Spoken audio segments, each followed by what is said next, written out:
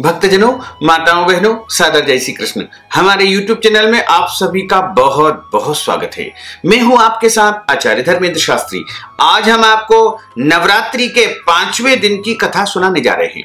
5वें दिन की जो अधिष्ठात्री देवी होती है उनका नाम है माता स्कंद माता, यानी स्कंद माता, स्कंद कुमार की माता होने के कारण इनका नाम स्कंद माता पड़ा।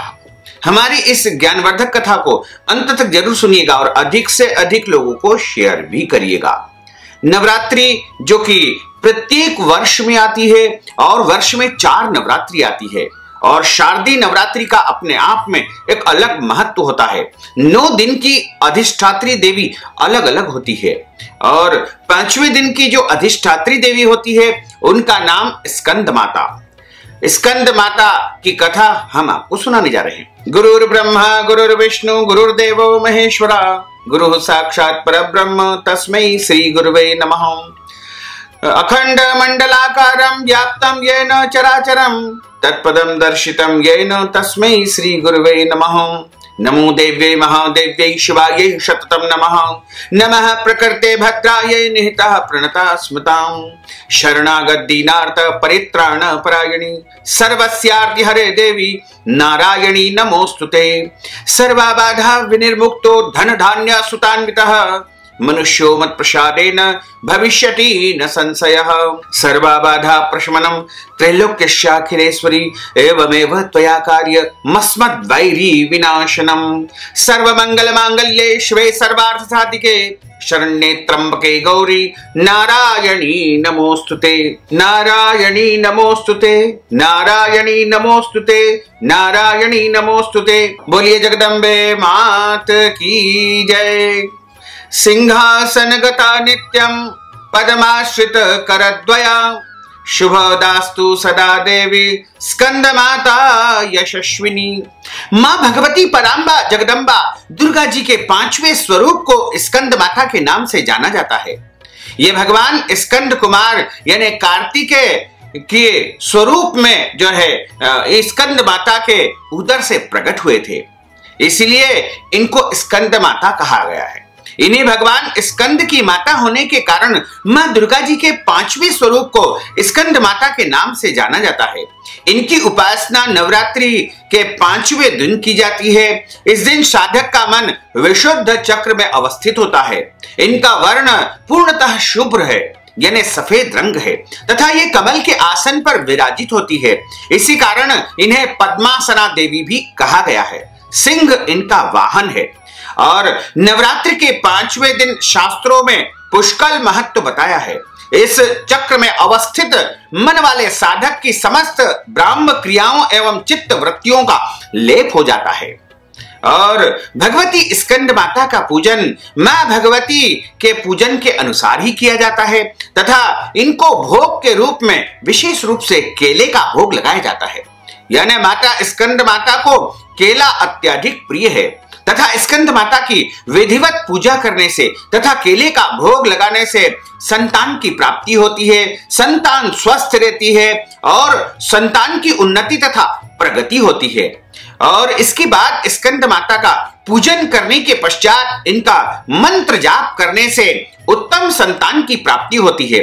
यदि किसी भक्त के घर में माताओं बहनों को अभी तक संतान की प्राप्ति नहीं हो पाई है तो उनको स्कंद माता के इस दिव्य मंत्र का जाप करना चाहिए, जिससे संतान की प्राप्ति उनके घर में अवश्य ही हो सकेगी। स्कंद माता का जो बीज मंत्र है वो इस प्रकार है। ओम ह्रीं क्लीं स्वामिन्यै नमः। ओम ह्रीं क्लीं स्वामिन्यै नमः। ओम ह्रीं क्लीं स्वामिन्यै नमः। ओम ह्रीं क्लीं स्वामिन्यै नमः।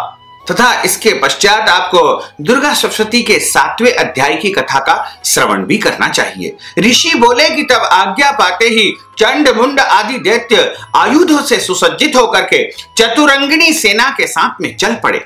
वहां पहुंचकर उन्होंने देखा कि हिमालय की ऊंची स्वर्ण की चोटी पर सिंह पर देवी विराजित है और मंद मंद मुस्कुरा रही है। इस प्रकार उसे देख करके पकड़ने की चेष्टा करने लगे। किसी ने धनुष चढ़ा लिया, किसी ने तलवार संभाल ली एवं कितने ही देवी जी के पास जा पहुंचे। तब अंबिका जी ने उन शत्रुओं के प्रति क्रोध उत्पन्न किया। उस समय क्रोध के कारण उनका मुख काला हो गया। देवी के माथे पर कुटिल होकर के भुएं तन गई। तब तो भयानक मुख वाली काली देवी तलवार तथा पाश लिए प्रकट हो गई। उन्होंने अद्भुत सा खड़वांग धारण कर लिया।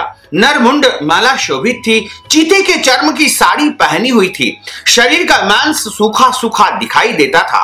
अत्यंत भयानक रूप उनका था। मुख को खोल करके उन्होंने रखा था। लप लपाती हुई जिह्वा और भी भयानक प्रतीत हो रही थी।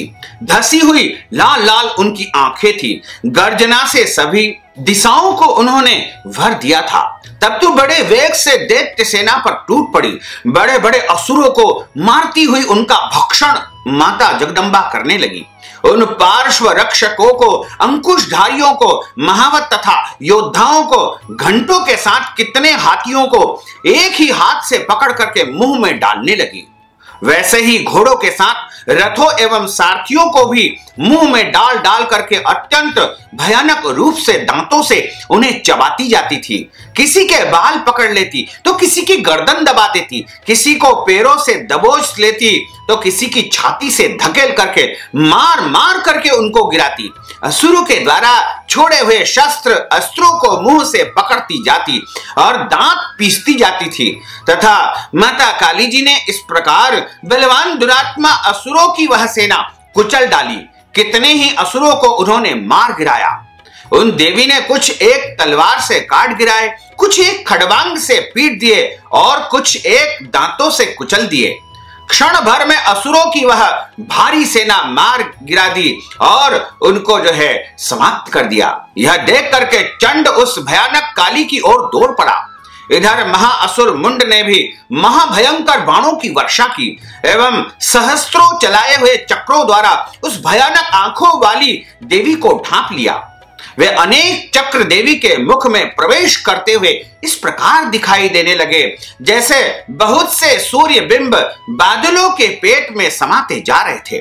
तब तो जिसके भयानक मुख के भीतर जिसका देख सकना भी कठिन नहीं था, ऐसे दांतों के प्रकाश से दमकती हुई अत्यंत क्रोध में आकर के भयानक गर्जना करती हुई काली भीषण अट्टहास करने लगी। तब हुम हुम करती हुई बड़ी बड़ी तलवार लिए वह देवी चंड पर कूद पड़ी। उसके बालों से पकड़ करके उसी तलवार से झट चंड का मस्तक काट दिया। तब चंड को इस प्रकार मारा गया देख करके मुंड देवी की ओर दौड़ पड़ा। कुपिता काली ने तलवार से मार करके पृथ्वी पर मुंड को गिरा दिया। तब महाबली मुंड को मरा हुआ देख करके और सेना का नाश भी देख करके बची खुची सेना भयभीत होकर इधर उधर भाग गई। इसके बाद काली जी ने चंड तथा मुंड के सिर हाथ में ले लिए, फिर भयानक अट्टहास करने लगी। चंडिका के पास पहुंच करके बोली कि मैंने यह चंड और मुंड नामी महापशु आपकी भेंट चढ़ा दिए हैं। अब तो युद्ध यज्ञ में शुंभ और निशुंभ का आप स्वयं वध करना। इस प्रकार ऋषि बोले कि अपने सम्मुख लाए गए चंड मुंड महाअसुरों को देख करके कल्याणी चंडिका काली से ललित वचन कहती है, हे देवी कालिके, क्योंकि तुम चंड मुंड को लेकर मेरे पास आई हो, इस कारण लोक में चामुंडा तुम्हारा नाम विख्यात होगा और आज से तुम्हारा नाम चामुंडा कहलाएगा। इस प्रकार यहाँ पर श्री दुर्गा सप्तशती के 7वें अध्याय का समापन होता है। अब 8वां अध्याय यहाँ पर प्रारंभ होता है। ऋषि बोले कि चंड तथा मुंड दोनों दैत्यों के मारे जाने पर एवं बहुत सी सेना के भी क्षय हो जाने पर असुर राजा महाप्रतापी शुंभ के चित्त में भारी क्रोध उत्पन्न हो गया। उसने सभी दैत्यों की सेना को युद्ध के लिए आज्ञा दे दी। उसने कहा कि आज 86 उदायुध सेनापति अपनी सारी सेना को लेकर चले। असुर 84 कंबु नामक सेनापति भी अपनी सेना के साथ युद्ध के लिए निकल गए और मेरी आज्ञा से 50 करोड़ वीर कुल के असुर तथा 100 धौम्र कुल के सेनापति सेनाओं के साथ में कूच कर दे और फिर मेरी आज्ञा से कालिक, मौर्य, दौर्य और कालिकेय सभी असुर तैयार होकर के शीघ्र प्रस्थान करें। भयंकर शासन करने वाले असुर राज शुंभ ने इस प्रकार आज्ञा देकर स्वयं भी बहुत सी सेनाओं के साथ में प्रस्थान कर दिया। तब चंडिका जी ने देखा कि अब इस ओर महाभयानक सेना को साथ लेकर के शुंभ आ रहा है। तब उन्होंने अपने धनुष की टंकार करके पृथ्वी आकाश के मध्य भाग को गुंजा दिया था। हे राजन, उस समय सिंह ने बड़ी भारी गर्जना की। फिर अंबिका जी के घंटा बजा करके उस गर्जना को और भी उन्होंने बढ़ा दिया। उस शब्द को सुनकर के दैत्य सेनाओं ने आकर के चारों ओर से देवी सिंह और काली को क्रोध के साथ में घेर लिया। इसी अवसर के मध्य, हे राजन, दैत्यों के नाश के लिए तथा देवताओं की वृद्धि के लिए अत्यंत बल एवं पराक्रम से संपन्न होकर के ब्रह्मा, विष्णु, शिव, कार्तिक, स्वामी, इंद्र आदि देवताओं की शक्तियां उन्हीं के शरीरों से निकल करके उन्हीं रूपों से चंडिका के पास में आ गई। जिस देवता का जो रूप जैसे भूषण तथा वाहन है, उन्हीं वस्तुओं से संपन्न होकर के उस देवता शक्ति वही रूप धारण करके दैत्यों के साथ युद्ध करने आ गई। ब्रह्मा जी की शक्ति, जिसे ब्रह्माणी कहा जाता है, वह हंसों से जूते हुए विमान पर आरूढ़ थी, अक्षय सूत्र कमंडल से सुशोभित थी। सबसे प्रथम उपस्थित हुई। महेश्वर की शक्ति वृषभ पर विराजमान सुंदर त्रिशूल धारण किए, महासर्पों के कंकण धारण किए, मस्तक पर चंद्र रेखा सुशोभित थी। वह मातेश्वरी शक्ति आई। कार्तिक स्वामी की शक्ति हाथ में शक्ति लिए मोर पर आरूढ़ गुह्य रूपिणी कौमारी अंबिका शक्ति दैत्यों से युद्ध करने आई। वैसे ही भगवान विष्णु की शक्ति गरुड़ पर सवार होकर के शंख, चक्र, गदा, शारंग एवं खड्ग हाथ में लिए वह वैष्णवी शक्ति वहां पर प्रकट हो गई। यज्ञ वाराह का विचित्र रूप धारण करने वाली विष्णु की वाराह शक्ति वैसा ही शरीर धारण करके वहां पर आ गई। नरसिंह भगवान के समान शरीर को धारण किए, गर्दन के बालों को फटकारने से आकाश के तारों को बिखेरती हुई नारसिंही वहां पर आ पहुंची। इंद्र की शक्ति, इंद्र के समान रूप वाली 1000 नेत्र धारण किए हुए वज्र हाथ में लेकर के ऐरावत गजराज पर आरूढ़ होकर के वहां पर आ गई। तब उन देव शक्तियों से घिरे हुए शंकर जी ने चंडिका से कहा कि मेरी प्रसन्नता के लिए शीघ्र से शीघ्र इन असुरों का आप संहार करो। तब देवी के शरीर से अत्यंत भयानक सैकड़ों गिदड़ियों की भांति हुम हुम करती हुई बड़ी चंडिका शक्ति प्रकट हो गई। तब उस अपराजिता देवी ने धुएं जैसी जटा वाले शिव से कहा कि भगवान, आप दूत बनकर के शुंभ निशुंभ के पास जाएं और वहां जाकर के उन महाअभिमानी घमंडी शुंभ निशुंभ दानवों को तथा युद्ध में आए हुए दूसरे दानवों को भी कहे कि दानवों, यदि तुम लोग जीना चाहते हो तो त्रिलोकी का राज्य इंद्र को प्रदान कर दो। सभी देवता यज्ञ का भाग पाए और तुम लोग पाताल में चले जाओ। यदि तुम्हें कुछ बल का अभिमान हो और युद्ध की अभिलाषा हो तो आ जाओ, तुम्हारे मांस से यह मेरी गीदड़िया तृप्त हो जाए। इस दूत रूप से शिव जी ने देवी जी ने नियुक्त किया। वह शिव शक्ति संसार में शिव दूती के नाम से विख्यात हुई। तब शिव जी द्वारा कथित देवी जी के वचन उन महाअसुरों ने सुने तो बड़े क्रोध से वहां पर आ गए। जहां कात्यायनी देवी स्थित थी वहां पर बढ़ने लगे। वहां कुपित होकर उन देव शत्रुओं ने बाण, शक्ति, रिष्टि आदि आयुधों से देवी जी पर पहले वर्षा करना आरंभ कर दिया। तब टंकार करके धनुष द्वारा पेने पेने बाण छोड़ करके देवी जी ने खेल ही खेल में उनके बाण जो फेंके, शूल, शक्ति, परशु आदि शस्त्रों को काट डाला। फिर काली भी उनके सामने होकर शत्रुओं को शूल के प्रहारों से चीरती फाड़ती, खड़वांग से कुचलती मारती विचरण करने लगी। इधर ब्रह्माणी शक्ति भी जिस ओर दौड़ती उसी ओर अपने कमंडल का जल छिड़क देती, जैसे शत्रुओं का पराक्रम एवं तेज नष्ट होता जा रहा था। इसी प्रकार महेश्वरी शक्ति द्वारा, त्रिशूल द्वारा, वैष्णवी शक्ति ने चक्र द्वारा एवं अत्यंत कोपना कौमारी शक्ति ने शक्ति द्वारा उन दैत्यों का क्षय करना आरंभ कर दिया। इंद्री शक्ति के वज्र गिराने से सैकड़ों दैत्य दानव विदीर्ण हो करके रुधिर के पतन नाले बहाने लगे और पृथ्वी पर गिरने लगे। वाराही शक्ति ने तो कुछ एक तो तुंड प्रहार से मार गिरे, कितने एक दैत्यों की छातियां दाढ़ों के अग्रभाग से चीर डाली। वाराह मूर्ति ने चक्र द्वारा बहुत से दैत्यों को चीर फाड़ डाले। और कितने एक महादैत्यों को नारसिंगी शक्ति द्वारा अपने नाखूनों से विदीर्ण करके खा गई। अपनी गर्जना से दिशा आकाश को पूर्णता करती हुई युद्ध स्थल पर घूमने लगी। कितने एक दैत्य शिवदूती के कठोर और महाभयानक अट्टहास से भयभीत होकर के पृथ्वी पर गिरते गए, फिर उन्हें वह खाती गई। इस प्रकार अत्यंत कुपित होकर अनेकों उपायों द्वारा बड़े बड़े दैत्यों को मारते हुए मात्र गणों को देख करके देव शत्रुओं के सैनिक भागने लग गए। उन दैत्यों को मात्रगण से पीड़ित होकर भागता हुआ देख करके क्रुद्ध हुआ महाअसुर रक्त बीज युद्ध करने के लिए आ गया। रक्त बीज के वज्रमय शरीर से एक भी रुधिर बिंदु जब पृथ्वी पर गिरता तो उसी के समान बलवान दूसरा असुर पैदा हो जाता। उस महाअसुर ने आकर के इंद्र शक्ति के साथ में युद्ध किया। तब ऐन्द्री शक्ति ने अपने वज्र द्वारा रक्त बीज की ताड़ना की और इंद्र शक्ति के साथ में युद्ध किया। वज्र के लगते ही उसके शरीर से बहुत सारा रक्त बहने लगा। रुधिर की एक एक बूंद से बहुत से योद्धा उत्पन्न हो गए, जिनका रूप पराक्रम रक्त बीज के समान था।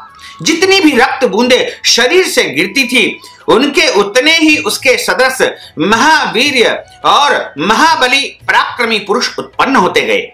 वे रक्त से उत्पन्न हुए पुरुष भी अत्यंत भयानक अस्त्र शस्त्रों से सुसज्जित मात्रगणों के साथ में लड़ने लगे। फिर ऐन्द्री ने वज्र से उसका सिर क्षत विक्षत कर दिया, उससे रुधिर बह उठा। तब हजारों पुरुष उस रुधिर से उत्पन्न हो गए। वैष्णवी शक्ति ने चक्र द्वारा उसे मारा। ऐन्द्री ने गदा द्वारा उस असुर राज की ताड़ना की।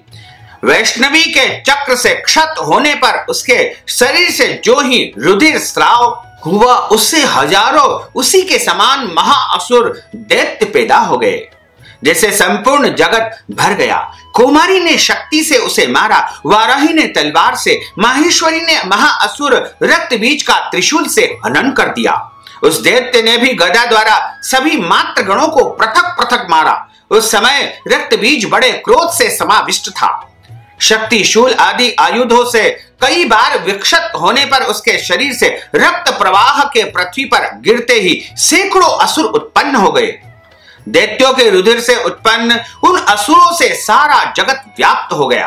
देवताओं को डरा हुआ एवं उदास देख करके शीघ्र ही चंडिका ने काली से कहा कि हे चामुंडे, अपना मुंह तुम और भी विस्तार से फैला दो, बड़ा कर लो। मेरे शस्त्र के प्रहार से गिरते हुए रुधिर बिंदु तथा बिंदुओं से उत्पन्न महादैत्यों को अपने वेगवान मुख द्वारा खाती जाओ और युद्ध भूमि में रुधिरोत्पन्न इन महान दैत्यों को भक्षण करती हुई तुम घूमती रहो, तभी इस दैत्य का रुधिर क्षीण होगा, इसी प्रकार इसका क्षय होगा। तुम्हारे द्वारा इस प्रकार खाए जाने पर फिर यह महाभयानक नए दैत्य पैदा नहीं हो पाएंगे। इस प्रकार कह करके चंडिका जी ने रक्त बीज पर त्रिशूल से प्रहार किया। फिर काली जी ने रक्त बीज का रुधिर मुख से ग्रहण कर लिया। उस दैत्य ने भी चंडिका पर गदा चलाई, किंतु उस गदापात द्वारा चंडिका को कुछ भी थोड़ी सी भी वेदना और कष्ट नहीं हुआ।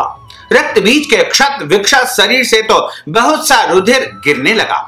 उसे चामुंडा मुख द्वारा पीती गई और जो रक्तपात से दैत्य उत्पन्न हो गए थे उन्हें भी मुख में डालती गई। इस प्रकार चामुंडा ने सभी दैत्य खा डाले और रक्त बीज का रुधिर भी पी डाला। तब देवी ने शूल, वज्र, बाण, तलवार, रिष्टि आदि आयुध से रुधिरहीन उस महाअसुर रक्त बीज को मार दिया। शस्त्र समूहों से आहत होकर के पृथ्वी पर वह गिर पड़ा। हे राजन, रुधिर तो उसका चामुंडा ने पूरा का पूरा पान कर लिया, यानी पी लिया। उसकी मृत्यु होने पर देवता अत्यधिक प्रसन्न हुए। मात्रगण उसके रुधिर पान के बद से उन्मत्त होकर के नृत्य करने लगे तथा देवी के ऊपर आकाश मंडल से सुंदर पुष्प वर्षा होने लगी। बोलिए जगदम्बे मात की जय। इस प्रकार कथा का यहाँ पर समापन होता है।